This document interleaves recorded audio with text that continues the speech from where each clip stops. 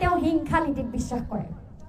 ময়ূৰ বৰগোহাঁয়ে তাৰ মানে বুজাইছে যে মোৰ বিৰুদ্ধে যদি কোনোবাই মাত মাতে মই কয়লাৰ লগত জড়িত বুলি যদি কোনোবাই কয় তেতিয়া হলে তেনে মানুহৰ বিৰুদ্ধে আমি হিংসাত্মক পন্থা অৱলম্বন কৰি মই জ্ঞানশ্ৰী বৰাই ৰাজহুৱাকৈ কৈছো যদি পাৰে কৰক কি কৰিব বন্দুকটো আব আমালৈ আমি আপোনাৰ বন্দুকৰ গুলি লৈ ভয় নকৰো যদি পাৰে কৰক কি কৰিব গুণ্ডা পঠিয়াব আমাৰ ঘৰলৈ আমাৰ ঘৰৰ মানুহবোৰক আত্মীয় স্বজনক দম দিব দাদাগিৰি কৰিব গণহত্যাৰ সেই গুপ্ত হত্যাৰ পৰিৱেশ আপুনি ঘূৰাই আনিম বুলি মুকলি ভাবুকি দিব খুজিছে নেকি আমি অসমীয়া জাতি শিৱসাগৰ চৰাইদেউ নাজিৰা যোৰহাটৰ ৰাইজ স্বাভিমানী অসমীয়া জাতি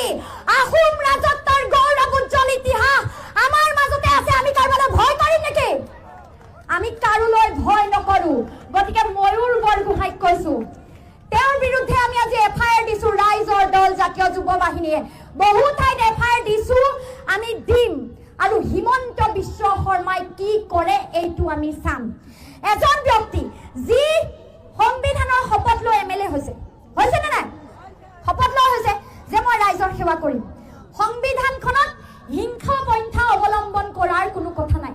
কোনোবাই হিংসা পন্থা অৱলম্বন কৰিলে তেওঁৰ পদবী যাব লাগিব গতিকে ময়ূৰ বৰগোহাঁইৰ ক্ষেত্ৰত হিমন্ত বিশ্ব শৰ্মাই সংবিধানৰ শপত লোৱা এজন মুখ্যমন্ত্ৰী হিচাপে কি একশ্যন লৈ আমাক লাগিব ৰাইজ মৰি আছে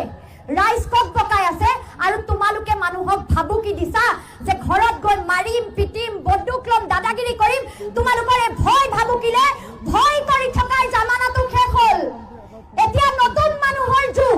এই ভয় ভাবুকি তোমালোকৰ কয়লাৰ টকাৰ খুব বালিৰ টকাৰ খুব সিন্ডিকেটৰ টকাৰ খুব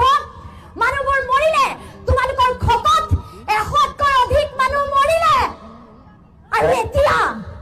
তোমালোকে নিজৰ খকৰ পৰিণামত তোমালোকৰ জিলা তোমালোক থকা অঞ্চলৰ মানুহবোৰ নিশ্চিহ্ন হৈ গ'ল আৰু তাৰ পাছত তোমালোকে দাবী কৰিব লাগিছিল যে ৰাইজে ক্ষতিপূৰণ পাব লাগিব আমি ৰাইজৰ লগত আছো লাগিছিল নে নাই শিৱসাগৰ জিলা প্ৰশাসনে কালি দাবী কৰিব লাগিছিল যে আমি ৰাইজৰ লগত আছো আমি ৰাইজক ক্ষতিপূৰণ দিম লাগিছিল নে